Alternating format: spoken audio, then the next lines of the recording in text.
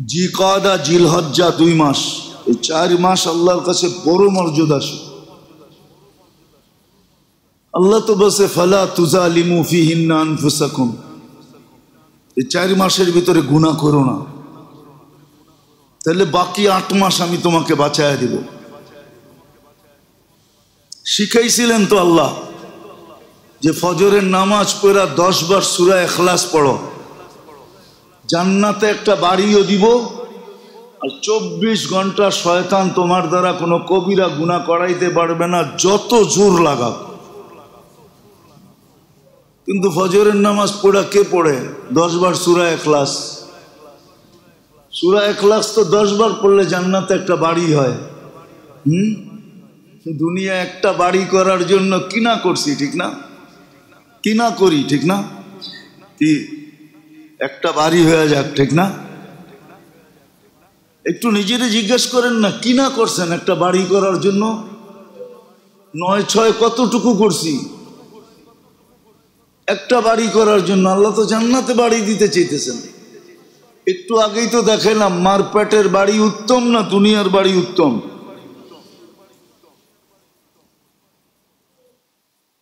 তো জান্নাতে তো 10 বার পড়লে সূরা ইখলাস একটা বাড়ি রেডি হয়, আর ফজরের পরে পড়লে বাড়িও রেডি হয়, শয়তান থেকে হেফাজত হয়।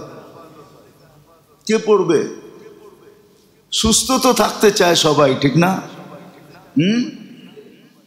জুমার দিন সূর্য ডুবার আগ পর্যন্ত যে 7 বার সূরা ইখলাস পড়বে, 7 বার ফালাক পড়বে, 7 বার নাস পড়বে, 1 সপ্তাহ কঠিন কোনো রোগে আক্রান্ত হবে না।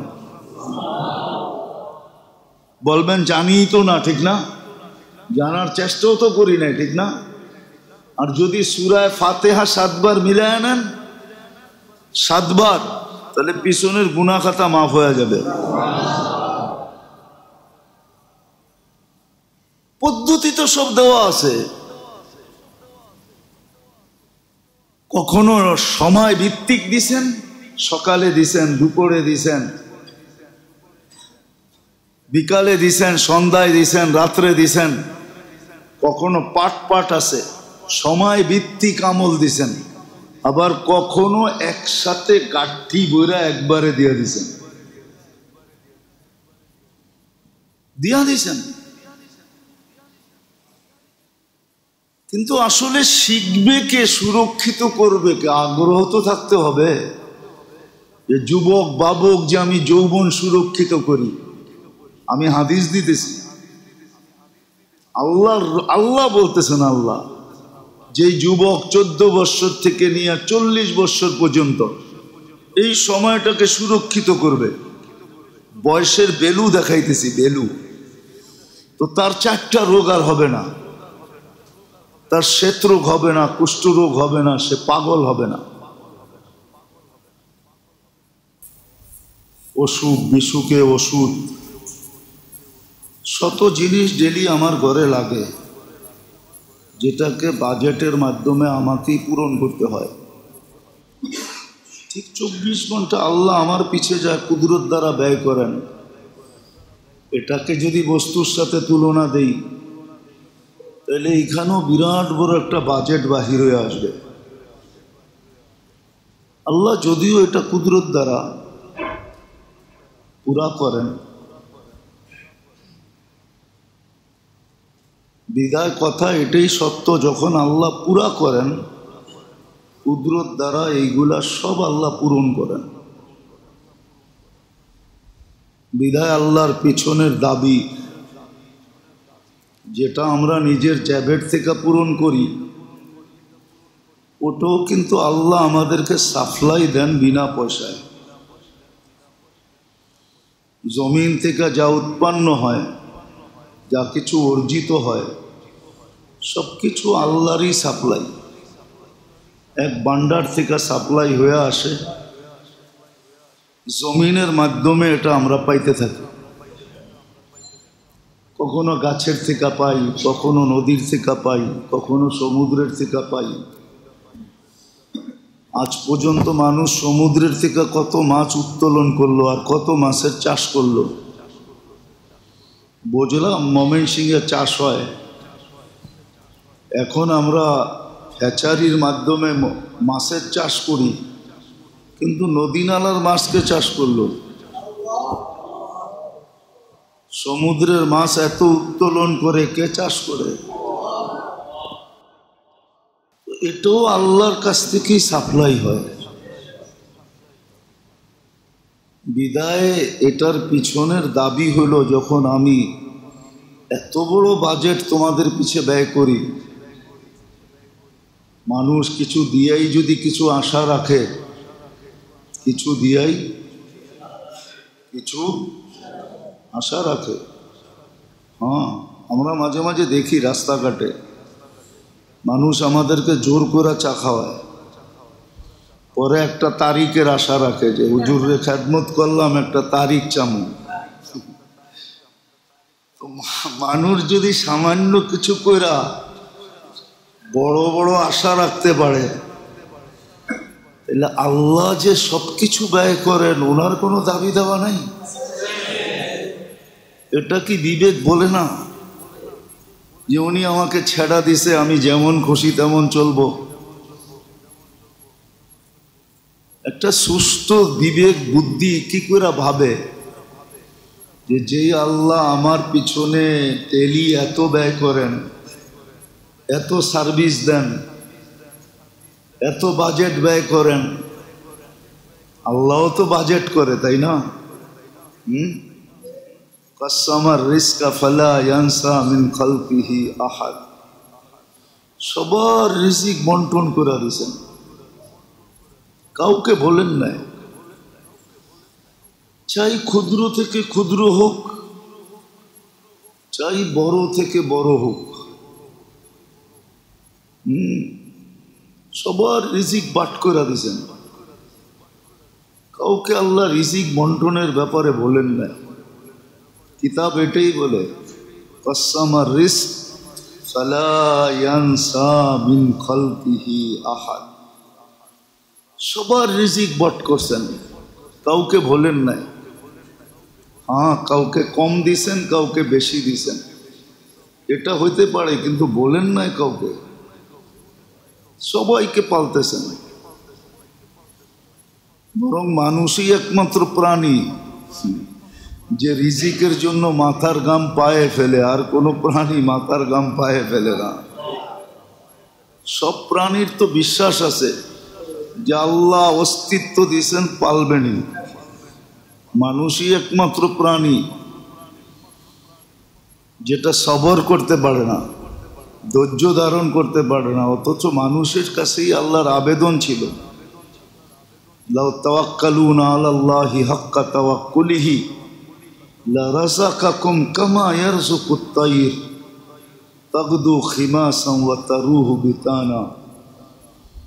তুমিও যদি সবর করো আর ধৈর্য ধারণ করো, আর যদি বিশ্বাস করো আমি তোমাকে পালবো, তাহলে আমি তোমাকে পাখির মতো পালবো।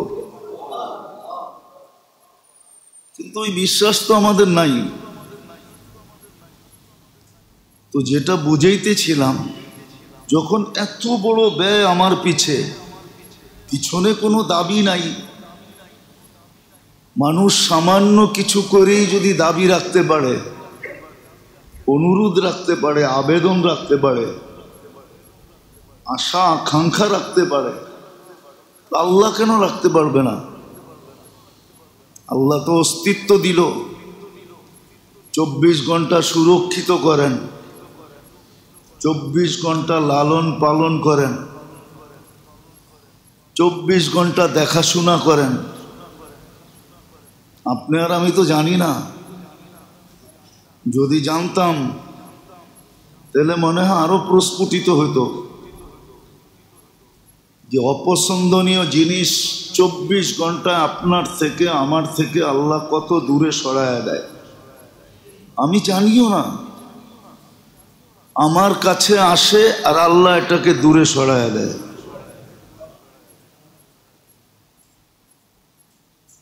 আল্লাহ এটাকে দূরে সরায়া দেয় আপনাকে আমাকে সুরক্ষিত করার জন্য। আল্লাহর দাবি হলো যে যে যেই ক্ষেত্রে আছে, যে বয়সের যেই স্তরে আছে, বয়সেরও একটা স্তর আছে, যুবকের যৌবন, নারীর নারীত্ব, পুরুষের পুরুষত্ব, এরকম সর্বক্ষেত্রের মানুষ জীবনটাকে সুরক্ষিত করা, এটাই হলো আল্লাহর দাবি। তুমি তোমার জীবনটাকে সুরক্ষিত করো। বলবেন আল্লাহ এত কিছু করে এটাও তো করতে পারতেন, নিজেই সুরক্ষিত করে দিতে পারতেন। দিতে পারত, তাহলে আপনার ইচ্ছা স্বাধীনতা থাকতো না। আপনাকে ইচ্ছা স্বাধীনতা আপনার থাকতো না, আল্লাহ পারতেন। কোরআনে ইঙ্গিত আছে, লাউ শা আল্লাহ লাহাদাকুম জামিয়া, আমি যদি চাই তো তোমাদেরকে সবাইকে সিধা করে দিতে পারি, হেদায়েতের উপরে চালাইতে পারি, কিন্তু তোমার ইচ্ছা স্বাধীনতা থাকবে না। তখন তুমিও সমস্ত প্রাণীর মতো হয়ে যাবে, তোমার শ্রেষ্ঠত্বের মুকুট আর থাকবে না, শ্রেষ্ঠত্বের মুকুট মাথার থেকে চলে যাবে, তোমার ইচ্ছা স্বাধীনতা থাকবে না। আমি ইচ্ছা করলে পারি, লাউ শা আল্লাহ লাজআলাকুম উম্মাতান ওয়াহিদা, আল্লাহ বলে এক করে দিতে পারি, কোনো মতভেদ থাকবে না, কোনো মতভেদ থাকবে না, ইচ্ছা করলে পারি। আল্লাহ কইরা দেখাইছেন। করোনার সময় সারা দুনিয়ার মুখে একটাই কথা ছিল, lockdown lockdown lockdown lockdown lockdown. মুসলমানও কইছে লকডাউন, কাফেরও কইছে লকডাউন। সারা দুনিয়া এক সিস্টেমের উপরে আল্লাহ নিয়ে আসছেন, মানেন নাই? হ্যাঁ, এরকম একটার পর একটা দিতে থাকলে সারা দিন ওডি নিয়েই পড়া থাকবো, আর কোনো কাহিনী নেই, আর কোনো কাহিনী থাকবে না। আল্লাহ ইচ্ছা করলে পারে, মাঝে মাঝে করে দেখায়। এই যে 100 বছর পরে করুণায় করে দেখাইছে, সারা দুনিয়া এক কথার উপরে। মুসলমানও বলতেছে লকডাউন, কাফেরও বলতেছে লকডাউন। এমন করছেন যে কাবারে পর্যন্ত লকডাউন লাগায় দিয়েছেন, কাবা পর্যন্ত ছুঁইতে দেয় নাই মুসলমান। কাবার গিলাপেও করুণা লাগবে না, করে নাই? আল্লাহ ইচ্ছা করলে পারেন। তাহলে আল্লাহও আমাদের জীবনটা সুরক্ষিত করে দিতে পারেন। আল্লাহ পারেন। বহুত মানুষ আছে বিপদে পড়ে সারাদিন আল্লাহ আল্লাহ করে। এটা কোরআনে ইঙ্গিত আছে, ইদা রাকিবাল ফুলক, যখন নৌকায় বসে, জাহাজে বসে আর তুফানের ভিতরে পড়ে, তখন সবাই আল্লাহ আল্লাহ বলতে থাকে। তারপরে আল্লাহ বলছে যখন কিনারে নিয়ে আসি, ইদহুম ইউশরিকুন, তারপরে আবার যেমনটা তেমন হয়ে যায়। যেমন করোনার সময় সবাই ঘরে বসে আল্লাহ আল্লাহ করছে, এখন করে নাকি আল্লাহ আল্লাহ? না করেন না আল্লাহ আল্লাহ? কি করোনার সময় তো সবাই আল্লাহ আল্লাহ করছে, ঠিক না? এই বুঝি ধরলো, এই বুঝি ধরলো, এই বুঝি ধরলো, এই বুঝি লাগলো। তা আল্লাহ পারেন, কিন্তু বললাম না, শ্রেষ্ঠত্বের মুকুট মাথায় থাকবে না, এটা সরা যাবে। স্বাধীনতা থাকবে না, ইচ্ছা স্বাধীনতা থাকবে না। তো আল্লাহ সুরক্ষিত হওয়া চান, যে প্রত্যেকে তার জীবনটাকে সুরক্ষিত করুক। আর এটার পিছনে যুক্তি আছে, আল্লাহ কেন চান। প্রত্যেক মানুষের পিছে এত বড় বাজেট যিনি খরচ করেন, উনি চাইতেই পারেন যে তোমার জীবনটা সুরক্ষিত করো। আর ওনার জন্য চান না, বরং আপনার আমার জন্য চান। সমগ্র সৃষ্টি আল্লাহর বিরুদ্ধে চলে গেলেও কোনো অসুবিধা নেই। হাদিসে সাফ শব্দ আছে, লা ইয়ানকুস ফি মুলকি শাই, আমার রাজত্বে চাররা বরাবর কমবে না। যদি সারা সৃষ্টি বিরুদ্ধে চলে যায়, আল্লাহর রাজত্বে কমবে না। আল্লাহ আল্লাহ, আবার বলছে সবাই যদি এক হয়ে যাও, সবাই সমগ্র সৃষ্টি যদি 24 ঘন্টায় আমার দাসত্বে পড়া যায়, সেজদায় পড়া যায়, 1 সেকেন্ডের জন্য যদি বিমুখ না হয়, লা ইয়াজিদ ফি মুলকি শাই, আমার রাজত্বে কিঞ্চিত বাড়বে না। আল্লাহ তো আল্লাহ, বাড়বেও না কমবেও না, কিন্তু এটা আপনার আমার জন্যই আল্লাহর দাবি। আর এটারও কারণ আছে, এটারও কারণ আছে। মানুষ যদিও বলে বুঝি, আমি বুঝি, আমি কিন্তু কতটুক বোঝে? হ্যাঁ, মানুষ যদিও বলে আমি জানি, আমরা সবাই শিক্ষিত, কতটুক শিক্ষিত কালকারটা তো জানে না, 1 মিনিট পরে কি হবে এটা তো জানে না, কালকে কি ঘটবে এটা তো জানে না।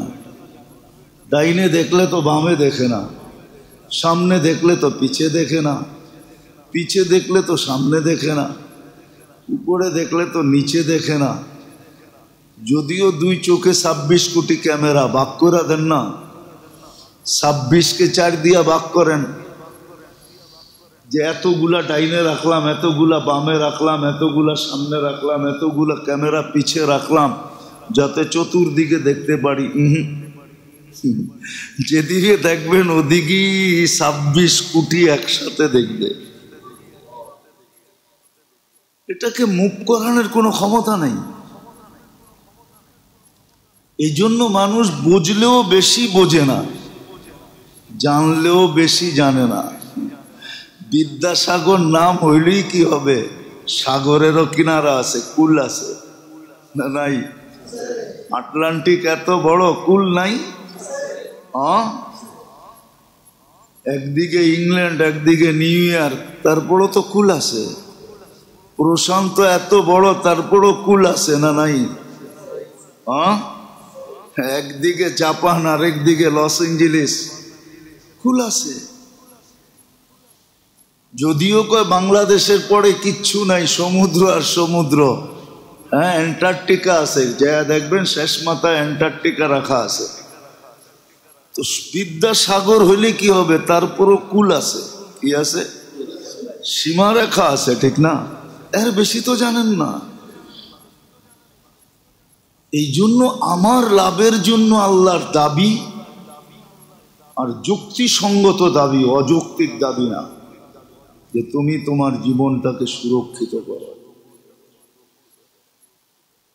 হ্যাঁ, সুরক্ষিত না করার প্রয়োজন হতো না যদি এইখানেই শেষ হয়ে যেত। যদি এই কথা সত্য হতো যে চিতাতেই শেষ, এই দুনিয়াই শেষ, তাইলে হয়তো সুরক্ষিতর কোনো দরকার হতো না। কিন্তু এইখানে তো শেষ না, এইখানে তো শেষ না। এটা তো স্টেশন, এটা তো হলো দুনিয়া, হলো স্টেশন। এইখান থেকে ফ্লাই করবে, এইখান থেকে পাড়ি জমাবে, এইখান থেকে সফর শুরু হবে, আরেক জগতে যেতে হবে, যেটাকে আখেরাত বলে। ওয়াল আখিরাতু খায়রুম ওয়া আবকা। আখেরাত চিরজীবনের। যে পাইল সে তো বাজিমাত করে ফেলল, সে লটারিতে জিতল। আখেরাত তো চিরদিনের, আর আখেরাত তো দুনিয়ার চেয়ে উন্নত। তুলনা করলেই বোঝা যায়। বলেন তো, মারপ্যাটটা উন্নত না দুনিয়াটা উন্নত? মারপ্যাট উন্নত। ওই যে দেখেন একজনে কয় মারপ্যাট উন্নত, ওইখানে তো হাত ছড়ানো যায় না, পাও ছড়ানো যায় না। আপনি মারপ্যাটে বসা ছিলেন, আল্লাম তুকাল জুলুসা ফি বাতনি উম্মিক। আল্লাহ বলে তোমাকে বসা শিখাইছি মারপ্যাটে রাইখা, তুমি মারপ্যাটে বসা অবস্থায় ছিলা, বসা অবস্থায়। এত লম্বা বসা থাকবা কি করে? কোমর ধরা যাবে না? তো জাল তো মুত্তাকিয়ান আন ইয়ামিনিক ওয়া মুত্তাকিয়ান আন ইয়াসারিক। ডাইনে একটা পানির বালিশ দিয়া দিছি, বামে একটা পানির বালিশ দিয়া তারপরে মধ্যখানে বসাইছি। আমরা পুরুষরা জানি না, এটা মা বোনরা জানে। বাচ্চা যখন বাহির হয় তো সাথে সাথে পানির বালিশ দুটো বাহির হয়ে আসে। মার পেটটা উন্নত না দুনিয়াটা উন্নত? না, মার পেটটা উন্নত। ওইখানেও প্লেন ছিল, ঠিক না? ওইখানেও প্যারাডো ছিল, ঠিক না? হ্যাঁ, ওইখানেও মার্সিডিজ ছিল, ঠিক না? না ছিল না? ছিল, ওই যে কয় ছিল। মার পেটের তুলনায় দুনিয়াটা কত গুণ উন্নত, কত গুণ প্রশস্ত। ইন্না আরদাল্লাহি ওয়াসিয়া, আল্লাহর জমিন বড় প্রশস্ত। সিরু ফিল আরদি ফানদুরু, ঘুরতে থাকো আর দেখতে থাকো কেমন চিত্র দিয়ে আমি বানাইছি এটাকে। মার পেটের খাওয়া উত্তম না দুনিয়ার খাওয়া উত্তম? কত গুণ উত্তম। মার পেটে কি খেয়েছেন? আরে বলেন না, কিসের রক্ত? এই জন্যই তো বাচ্চা কনসেপ্ট হওয়ার সাথে সাথে মার পিরিয়ড বন্ধ হয়ে যায়। কেন বন্ধ হয়?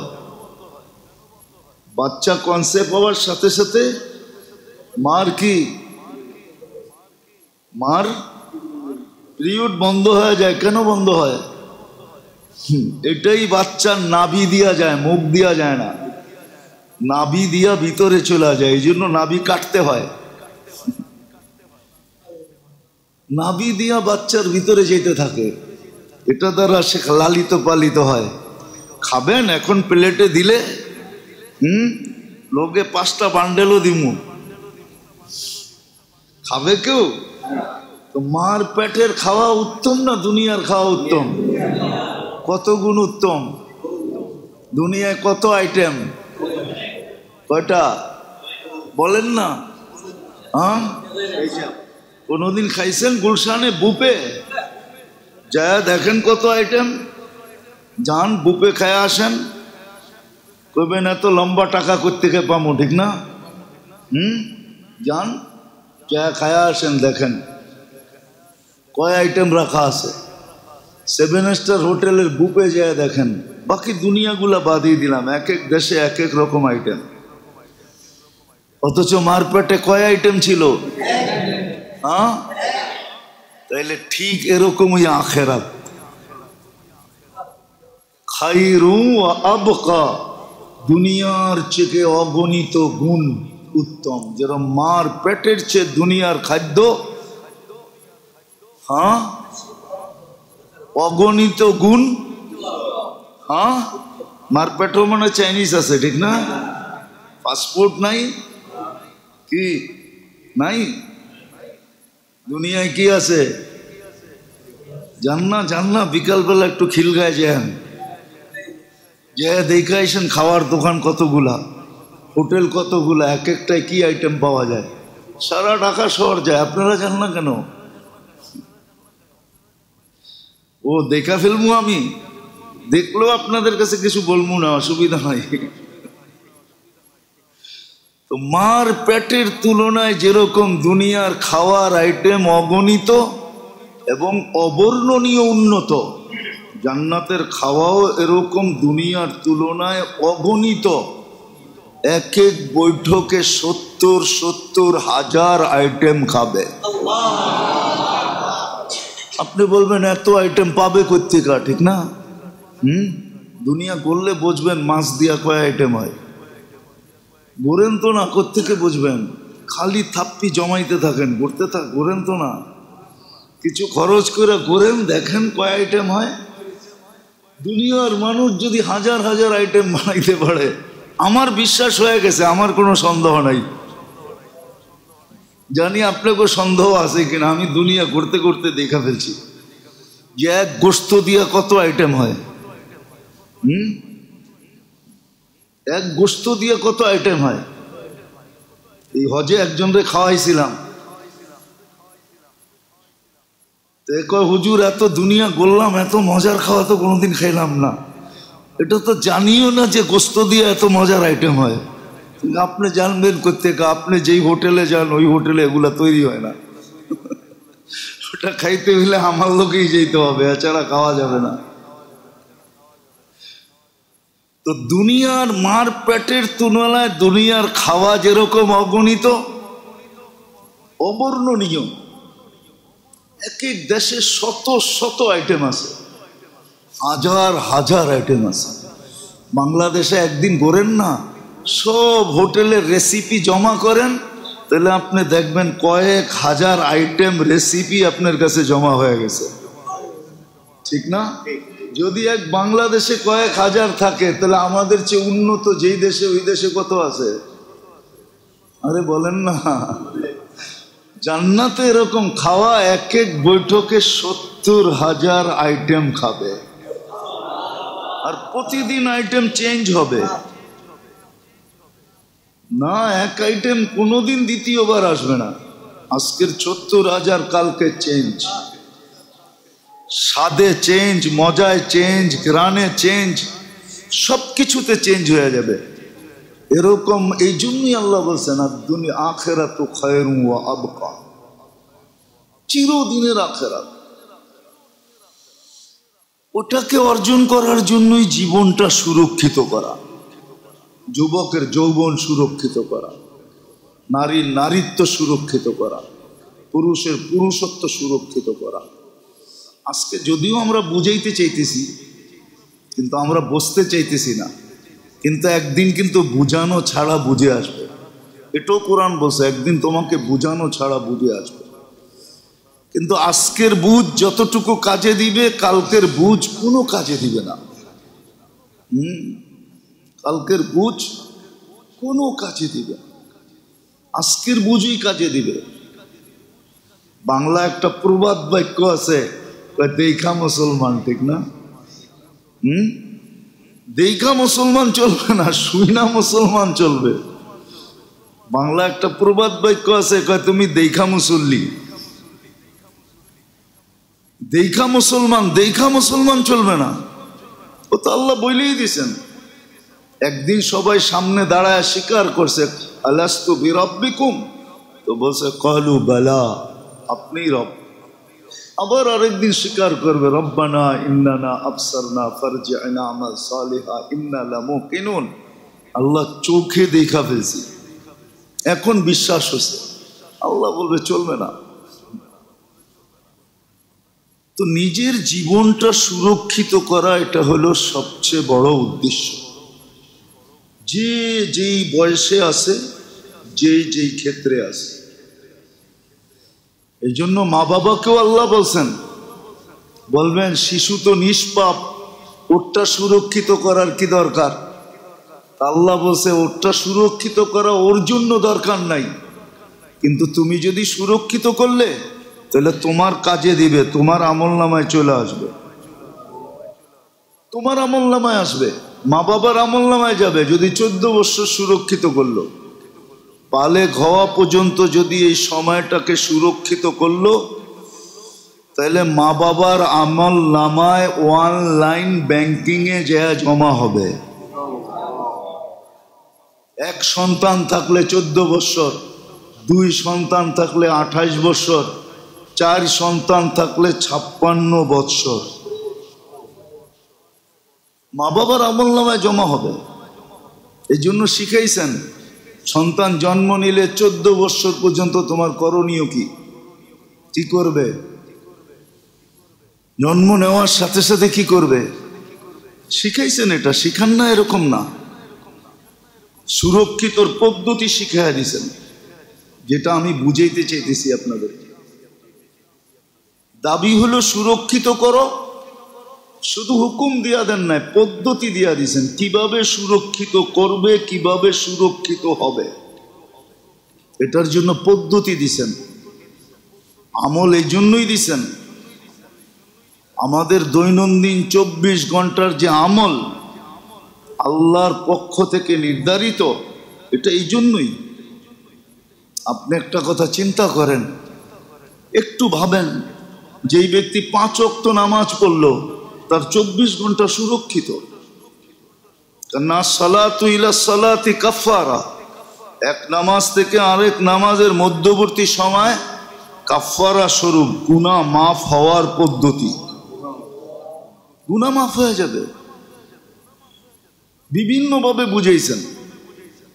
কখনো গাছের ভিতরে নাড়া দিয়া বুঝাইছেন, কখনো 5 নদীতে গোসলে করার মাধ্যমে বুঝাইছেন, বিভিন্ন দৃষ্টান্ত দিয়ে বুঝাইছেন যে তোমার কোনো গুনাহ থাকবে না, 24 ঘন্টা সুরক্ষিত।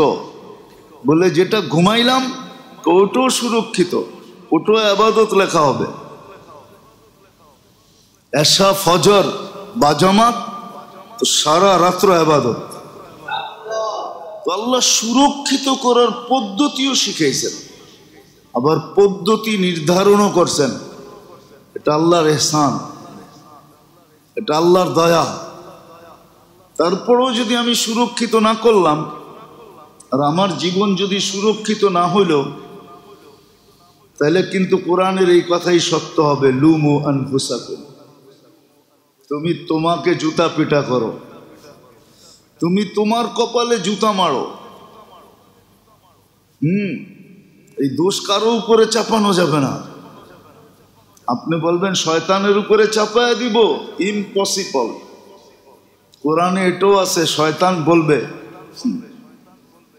শয়তান এটাই বলবে, লুমু আনফুসাকুম, নিজেকে নিজে জুতা মারো, আমাকে জুতা মারো না। ইন্নী দাউতুকুম ফাস্তাজাবতুম, আমি শুধু তোমাদেরকে প্ররোচনা দিছি, ওয়াসওয়াসা দিছি। আজ পর্যন্ত শয়তানকে চোখে দেখছেন? না ওর কোনো অফিস আছে, না কোনো পত্রিকা আছে, না ওর কোনো এজেন্সি আছে, না ওর কোনো এসআর আছে, কাউকে তো দেখি নাই।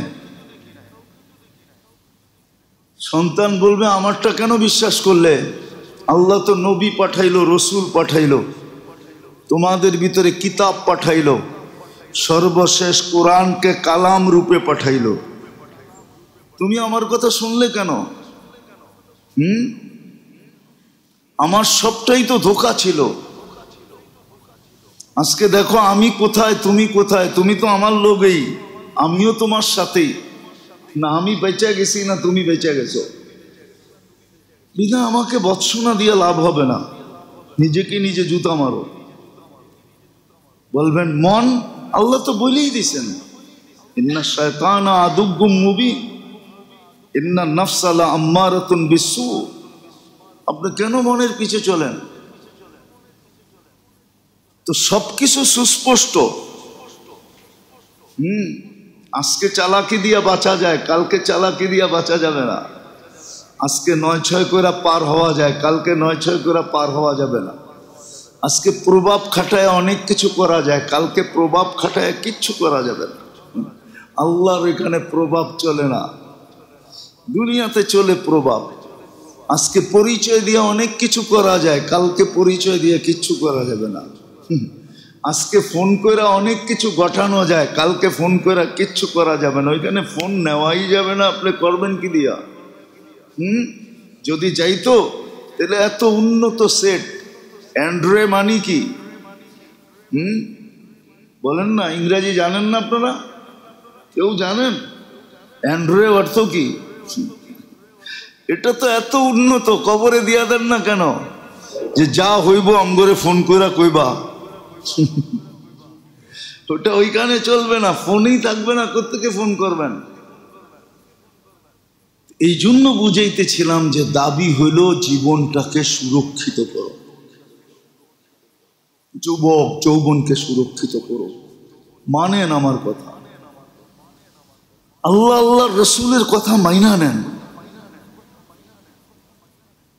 যুবকের যৌবন সুরক্ষিত করা, পুরুষের পুরুষত্ব সুরক্ষিত করা, ছোট জীবনটাকে সুরক্ষিত করা, নারীর নারীত্বকে সুরক্ষিত করা। যে যেই বয়সে যেই ক্ষেত্রে, ওই ক্ষেত্রটাকে সুরক্ষিত করা। কিভাবে করবে? আল্লাহ পদ্ধতি শিখাইয়া দিয়েছেন। না শিখাইতেন তাইলে অভিযোগ হইতো যে আমি কিভাবে সুরক্ষিত করব।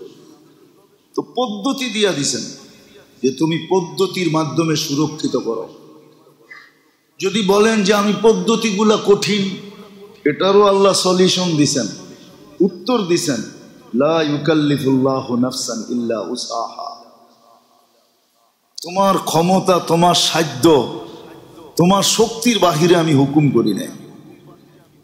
সুস্পষ্ট উদাহরণ আছে, নামাজ দাঁড়ায় পড়তে পারো না, বসা পড়ো, বসা পড়তে পারো না, শুয়া ইশারায় পড়ো। সাধ্যের বাহিরে হুকুম করেন নাই, সমর্থের বাহিরে হুকুম করেন নাই, শক্তির বাহিরে হুকুম করেন নাই, অ্যাবিলিটির বাহিরে হুকুম করেন নাই। এই জন্য পদ্ধতি কঠিনও না। কেউ যদি বলে কঠিন, কঠিন না।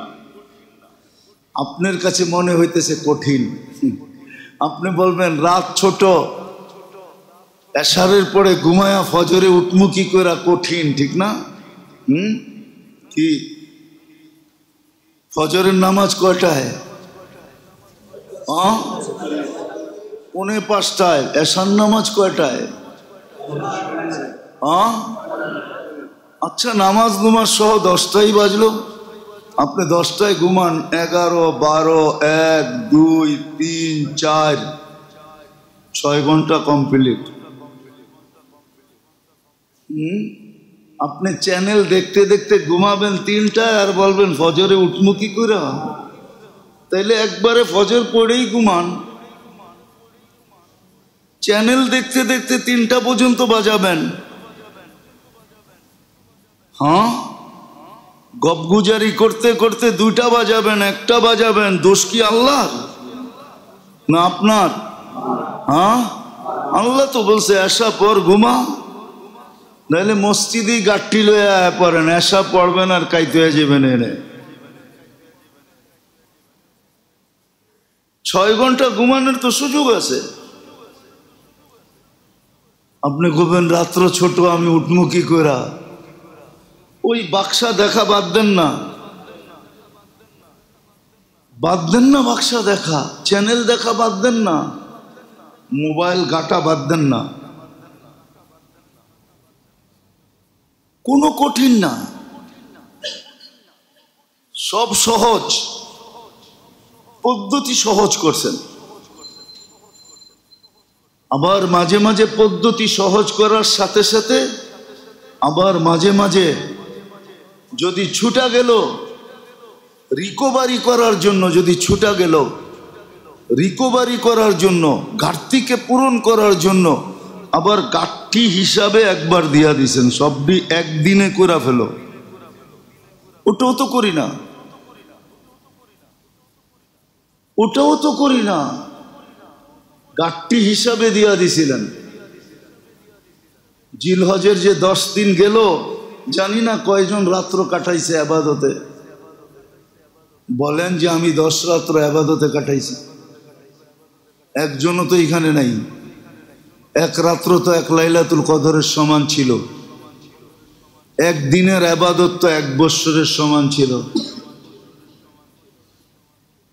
আরাফার রোজা তো 2 বৎসরের গুনাহ মাপ ছিল।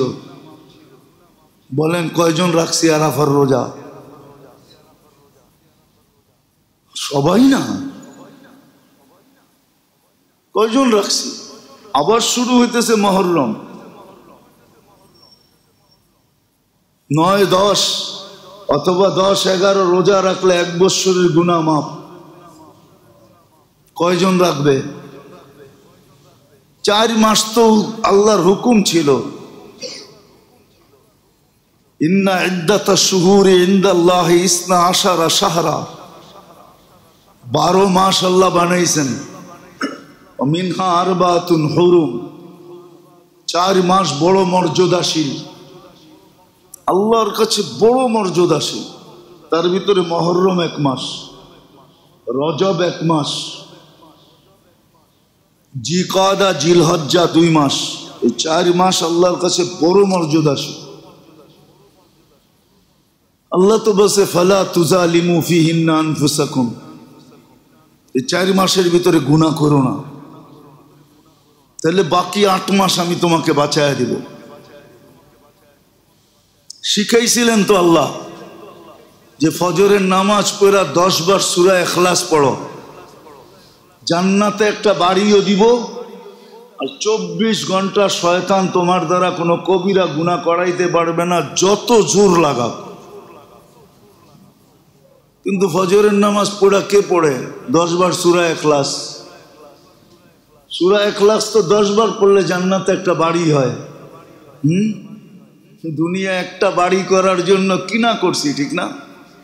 কিনা করি, ঠিক না? কি একটা বাড়ি হয়ে যাক, ঠিক না? একটু নিজেরে জিজ্ঞেস করেন না, কিনা করছেন একটা বাড়ি করার জন্য? 9-6 কতটুকু করছি একটা বাড়ি করার জন্য? আল্লাহ তো জান্নাতে বাড়ি দিতে চাইতেছেন। একটু আগেই তো দেখালাম, মার পেটের বাড়ি উত্তম না দুনিয়ার বাড়ি উত্তম?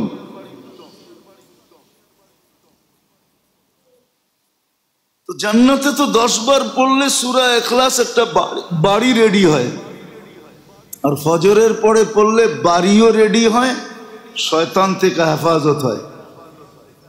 কে পড়বে? সুস্থ তো থাকতে চায় সবাই, ঠিক না? জুমার দিন সূর্য ডুবার আগ পর্যন্ত যে 7 বার সূরা ইখলাস পড়বে, 7 বার ফালাক পড়বে, 7 বার নাস পড়বে, 1 সপ্তাহ কঠিন কোনো রোগে আক্রান্ত হবে না। বলবেন জানিই তো না, ঠিক না? জানার চেষ্টাও তো করি নাই, ঠিক না?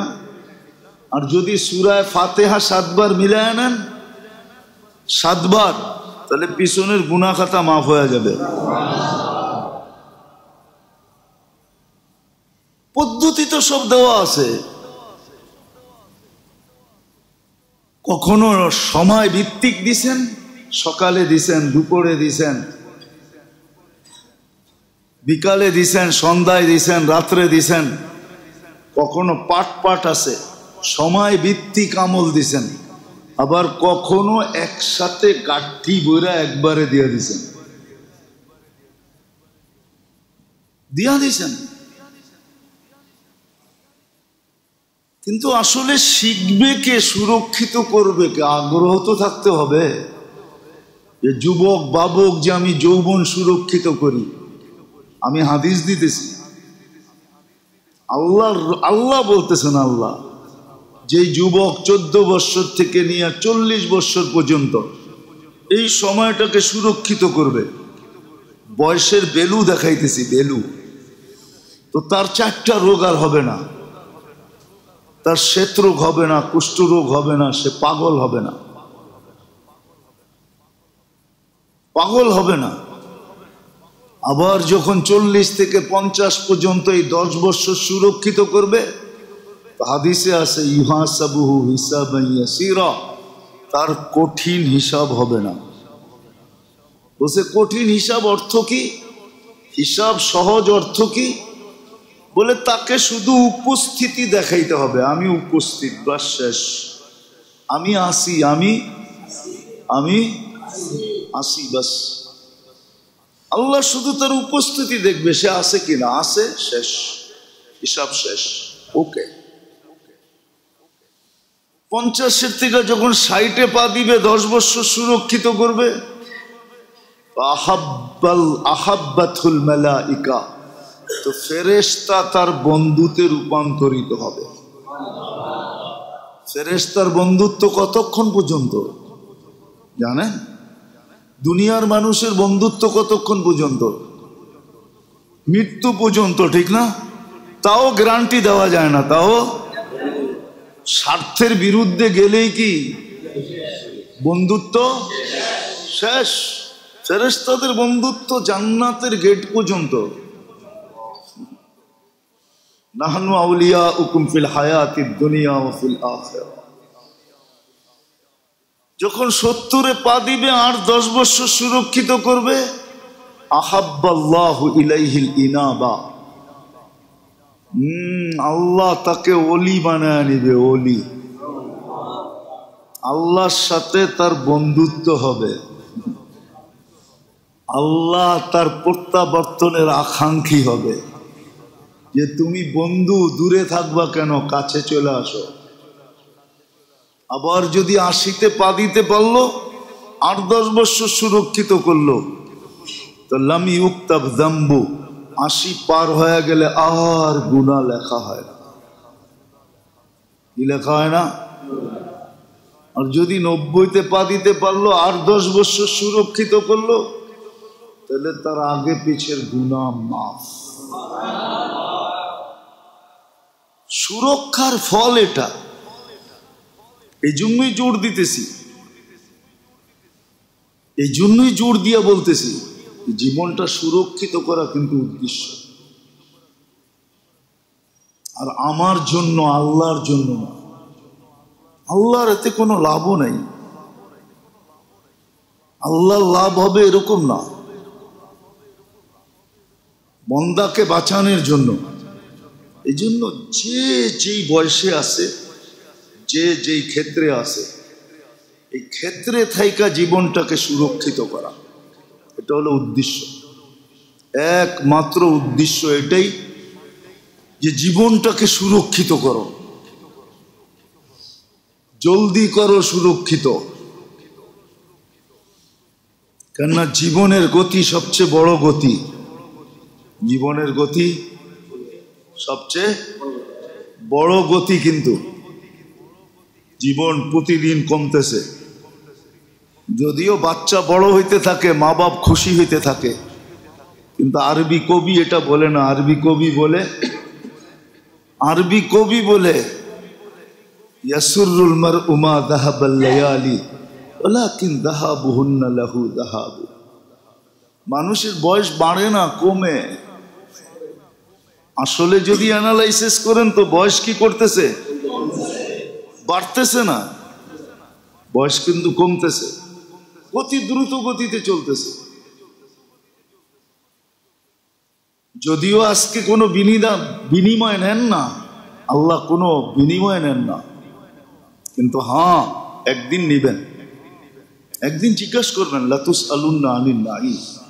প্রত্যেক নেয়ামতের বিপরীতে কি করণীয় ছিল, করছি না করি নাই, এটা জিজ্ঞাসা করবে। সত্য এটাই, এটা কিন্তু জিজ্ঞাসা করবে।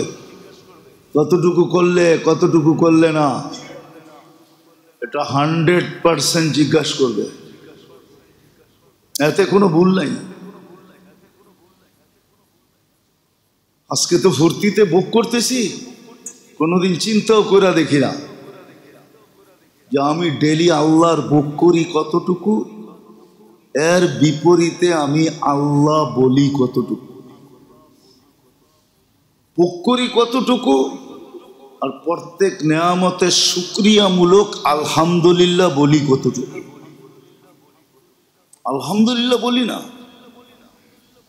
কিন্তু সত্য এটাই। কালকে প্রশ্ন উত্তর হবে, এটাই সঠিক। এই জন্য মেরে দোস্ত, জীবনটাকে সুরক্ষিত করা চাই।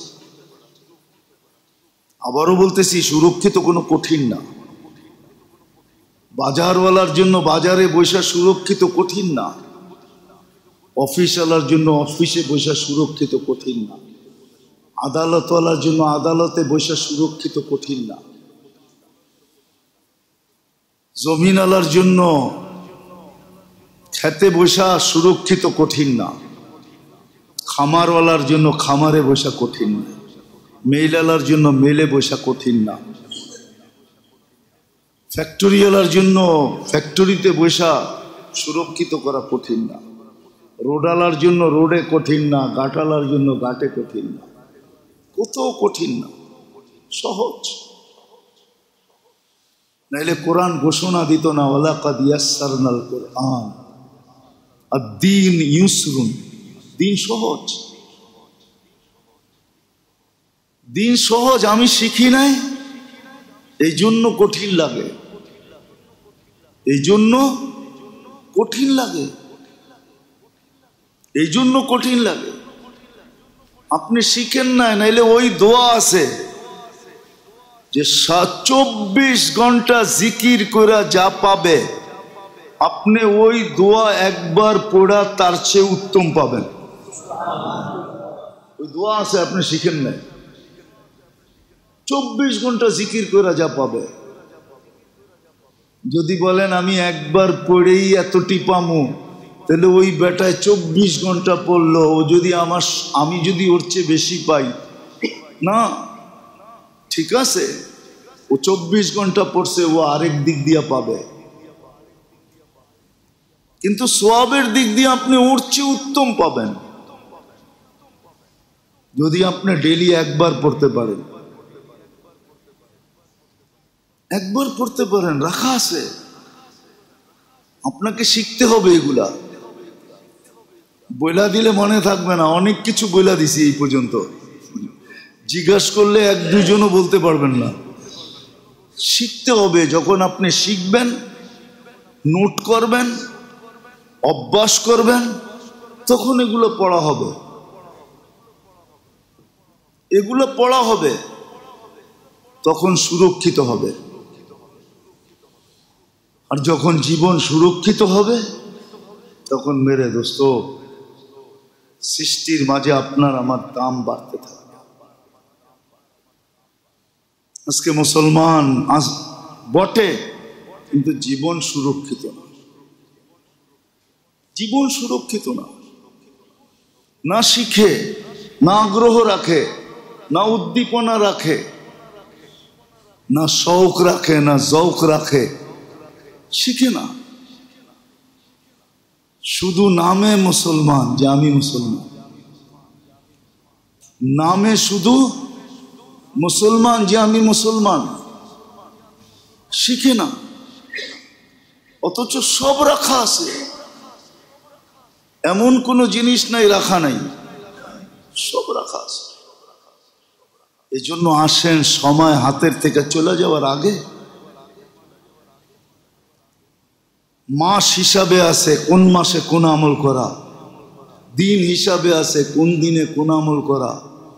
যেমন আজকের দিন ছিল শুক্রবার, গতকালকে সূর্য ডুবার থেকে নিয়ে আজকে সূর্য ডুবা পর্যন্ত এই সময়টা ছিল আল্লাহ রসুলের হুকুম ছিল যে তুমি আমার উপরে বেশির থেকে বেশি দুরূদ পড়ো। অথচ একজনও নাই এখানে অভ্যস্ত যে আমি শুক্রবারে 1000 বার দুরূদ শরীফ পড়ি, 100 বার পড়ি, এরকমও সবাই নাই। কি সবাই আছেন যে 100 বার পড়েন? অথচ দুরূদ কোথায় কাজে লাগবে? পুলসেরাতে কাজে লাগবে। পুলসেরাত যখন পার হবে, তো সবচেয়ে বেশি যে আমল কাজে লাগবে সেটা হলো দুরূদ। 100 বার তো পড়ে না। অথচ হুকুম তো ছিল যে শুক্রবার পুরা সময়টা আমার উপরে দুরূদ পড়ো। রাসূলুল্লাহ সাল্লাল্লাহু আলাইহি ওয়াসাল্লামের উপরে, মুহাম্মদুর রাসূলুল্লাহ সাল্লাল্লাহু আলাইহি ওয়াসাল্লামের উপরে দুরূদ পড়ার হুকুম ছিল, পড়ে তো না। অথচ যদি 1000 পড়তো তাহলে 4 সপ্তাহে 4000 হতো। 30 দিয়া ভাগ দিয়া দেখেন ডেলি কত হয়। ডেলি 100 বার পড়লে কত হয়? 3000। তাহলে 100 বারের উপরে হয় ডেলি দুরূদ পড়া। ডেলি 100 বার দুরূদ আপনার আমলনামায় আছে, আপনি পড়ছেন, হিসাব করলে দেখা যাবে। কোনো দিন এরকম নাই যে দুরূদ ফাঁকা গেছে। 4 সপ্তাহে যদি 4000 পড়ি, কোনো কঠিন? লম্বা না পড়েন, শর্ট পড়েন, আল্লাহুম্মা সাল্লি আলা মুহাম্মদ, এতটুক পড়েন। শুধু বলি শাফাত চাই, আপনাকে শাফাত করবে কি দিয়া বলেন? আপনি যদি কারো কাছে সাহায্য চান, সহানুভূতি চান, অনুগ্রহ চান, ভালোবাসা চান, কি দিয়া চান? কিছু দিয়া তো কিছু চাইতে হবে। আপনি চিনেন, আপনারে চিনেই না, আপনার সাথে কোনো সম্পর্কই নেই। আপনি যদি ফোন করে এখন আমার এই সাহায্য করেন, তাহলে গালিও দিতে পারে, ঠিক না? এটাও বলতে পারে আমি কি তোর বাবার চাকর নাকি, আমি করে দেব? আপনি আর আমি যে আল্লাহ রসুলের সুপারিশ চাই, কি দিয়া চান বলেন? আপনার চেহারা দেখলে তো মনে হয় না আপনি মুসলমান, আপনার পোশাক দেখলে তো মনে হয় না আপনি মুহাম্মদুর রাসূলুল্লাহর উম্মত। রাগ হয়ে গেলেন? আপনার কাজ কাম দেখলে তো মনে হয় না মুহাম্মদুর রাসূলুল্লাহর উম্মত। আপনি তো ডেলি 100 বার দুরূদ পড়ার সুযোগ পান না, আপনি শাফাত চান কি করে বলেন? একটু নিজেকে প্রশ্ন করেন যে আমি কি করে শাফাত চাই। বাকিটি আমি বাদেই দিলাম, আপনি কি করে শাফাত চান? আমি মাদ্রাসার ছেলেদেরকে বলতেছি, এখানে অনেক মাদ্রাসার ছেলে আছে, এরা ডেলি 2 রাকাত নামাজ আল্লাহ রসুলের জন্য নফল পড়ে না। পড়ো কেউ? হাত উঠে বলো পড়ো। তাহলে তুমি কি করে আল্লাহ রসুলের কাছে চাও? তোমার তো উচিত ছিল ডেলি 2 রাকাত নফল আল্লাহ রসুলের জন্য পড়া। একদিন হয়তো পড়তে পড়তে আল্লাহ রসুল ওই কথা, ওই কাহিনী সত্য হইতো। একজনে নাকি হজ করছিল, তো স্বপ্নে আয়েশা বলছে, তুমি আমার জন্য হজ করছো, তুমি আমার জন্য তওয়াফ করছো, সাই করছো। দেখায় দেখা হইল, আবার পুরস্কারে পুরস্কার পাওয়া হইল, ঠিক না? মাদ্রাসার ছেলেরা যদি ডেলি 2 রাকাত নফল পড়তো, তো একদিন হয়তো স্বপ্নে আয়েশা বলতো, তুমি আমার জন্য নফল পড়ো, মাদ্রাসায় পড়ো, তারপরও নফল পড়ো, চলো তোমার একটা গাট্টি দিয়া দিই। পড়ে তো না, এরা উপরেও আছে নিচেও আছে, এখানে অভ্যাস তো করে নাই যে ডেলি আল্লাহ রসুলের জন্য 2 রাকাত নফল পড়বে।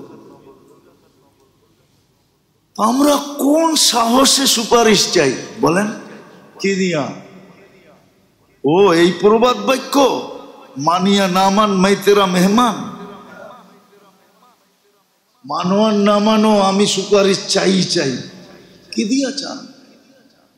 চেহারা বানান, পোশাক আশাক ওরকম পড়েন, আমল ওরকম করেন, সুপারিশ চাইতে হবে না, চাইতে হবে না, নিজেই আইসা সুপারিশ করবে। যার দুনিয়াতে একবার দেখা হয়ে গেছে, আমি তো জোর দিয়া বলি, যে স্বপ্নে আল্লাহর রসুলকে একবার দেখছে, সে ভাবতে পারে আমার ভাগ্য খুলে গেছে, আর সত্তর ভাগ্য খুলে গেছে। যে আল্লাহর রসুলকে একবার স্বপ্নে দেখছে, আল্লাহর রসুল যাকে একবার স্বপ্নে দেখা দিছেন, ওর ভাগ্য খুলে গেছে। এই জন্য শেষ কথা, আসেন শিখি, সময়গুলা কাজে লাগাই। মুহররম মাস আসতেছে, কাজে লাগাই, গুনার থেকে নিজেকে বিরত রাখি। নেক যতটুকু পারি, বড় সম্মানিত মাস, নেক যতটুকু পারি অতটুকু করতে থাকি, গুনার থেকে নিজেকে দূরে রাখি। আল্লাহ করুক আমাদের সবার বুঝে আসুক, আর নিজেকে ওরকম প্রস্তুত করতে থাকি, কেননা মৃত্যু কখন চলে আসবে। সত্য এটাই, লা তাজিরু ওয়াজিরাতুন বিজরা উখরা, তোমার জবাব তোমাকেই দিতে হবে। একজনেরটা দিয়ে আরেকজনের ভর্তুকি চলবে না, কারোরটা দিয়ে কারো চলবে না। এই জন্য জীবনটাকে সুরক্ষিত করি, সময়টাকে কাজে লাগাই, শিখি। সারা দিন না করতে পারি, আছে ওরকম যে একবার করলেই হবে। সারা দিনেরটা একবার শিখাইছিলাম মনে আপনাদেরকে, যে সারা দিন নেয়ামতের শুকরিয়া আদায় হবে একবার শুধু পড়লেই। একবার পড়লে হবে, ফজরের পরে একবার, মাগরিবের পরে একবার, সারা দিনের শুকরিয়া আদায় হয়ে যাবে, সমস্ত নেয়ামতের শুকরিয়া আদায় হয়ে যাবে। পদ্ধতি আছে, শিখে। এটার জন্য আলেম ওলামাদের সঙ্গ দিতে হবে, এদের সাথে থাকতে হবে, এদের কাছে আসা যাওয়া করতে হবে, এদের সাথে উঠা বসা করতে হবে, এদের সাথে চলাফেরা করতে হবে। তাইলে যে এদের কাছ থেকে শিখতে পারবেন। আস্তে আস্তে আস্তে আস্তে শিখেন, মোটা মোটা শিখেন। আমি তো এর আগেও বলছি, এখনো বলতেছি, এই উম্মত স্বাভাবিক মৌত মোড়ক, এটা আল্লাহ আল্লাহ রসুল চায় না। ভিআইপি মৌত ছাড়া সাধারণ মারা মোড়ক, এটা আল্লাহ আল্লাহ রসুল চায় না। যদি চাইতেন তাহলে 56 প্রকার শহীদের হইতো না, 56 ভাবে মানুষ শহীদ হবে। কত ভাবে? 56 কততে হয়? 50 আরো 6, 56 ভাবে শহীদ হবে। তাহলে এত বড় শহীদের লিস্টটি এই উম্মতকে দিতেন না। কিতাবের কথা বলতেছি না, আমার ধারণা ওকে যদি কবরে জিজ্ঞাসা করতে আসে ফেরেশতা যে মান রব্বুকা, তো উল্টা প্রশ্ন করবে, আমি তো মরি নাই, তুই আমারে প্রশ্ন করস কেন? শহীদ তো মরে না। শহীদ কি মরে নাকি? ওয়ালা তাকুলান্না কোরআনে কেন আসলো? ওয়ালা তাহসাবান্না কেন আসলো? ও তো মরেই না। ও বলবে তুই আমাকে প্রশ্ন করতে ভুলে চলে আসছো, আমি তো মরিই নাই। শহীদ তো মরে না। তুই কি আমার বুকের প্লে কার্ড দেখোস না? এই দেখ, বিরাট বড় একটা সাইনবোর্ড লাগানো আছে শাহাদতের মৌত। ও তো মরেই না, তুই আমাকে কি প্রশ্ন করস? মান রব্বুকা, তুই যা কোন কবরস্থানে কোনটা মরছে ওইটারে যায় জিগা, আমি তো মরিই নাই, তুই আমারে কি প্রশ্ন করস? 56 ভাবে শহীদ হওয়া যায়। পায়ে হাত রেখা বলি, আসেন জীবনকে সুরক্ষিত করে, নাইলে বড় পস্তাইতে হবে। আজকে মিডিয়াওয়ালারা আমার কথা মিডিয়ার মেমোরিতে আবদ্ধ করতেছে, ফেরেশতারাও কিন্তু আবদ্ধ করছে। মা মিন কাউল ইল্লা লাদাইহি রাকিবুন আতীদ। এটাই আবার আপনাকে শোনানো হবে। আল্লাহ বলবে শোন, শোন তুই একটু, বন্দার যতটুকু সাধ্য ছিল অতটুকু ভাবে তোকে বুঝাইছে, কিন্তু তুই সুরক্ষিত কতটুকু করছিস। বুঝছেন? সবাইকে বলতেছি, যে যেই ক্ষেত্রে আসি, বয়সের যেই ক্ষেত্রে, বয়সের যেই অবস্থানে, দুনিয়ার পেশাগতভাবে যেই অবস্থানে, সুরক্ষিত করি, নাইলে একদিন আফসোস করতে হবে। ইয়া লাইতা কোরআনে বহুত জায়গায় আছে, ওই দিন চিৎকার দিবে, ওই দিন চিৎকার দিবে, ফাটায়া চিৎকার দিবে, ইয়া লাইতানি ইত্তাখাস্তু ফুলানান খলিলা, ইয়া লাইতানি ইত্তাখাস্তু মার রাসূলি সাবিলা। এরকম চিৎকার দিতে থাকবে, কোনো কাজে দিবে না। আল্লাহ আমাদের সবাইকে বুঝার তৌফিক দান করেন। ওমা আলাইনা ইল্লাল বালাগ। ঢাকা মাহফিল, সুস্থ সমাজ গড়ার বিপ্লবী চেতনায়।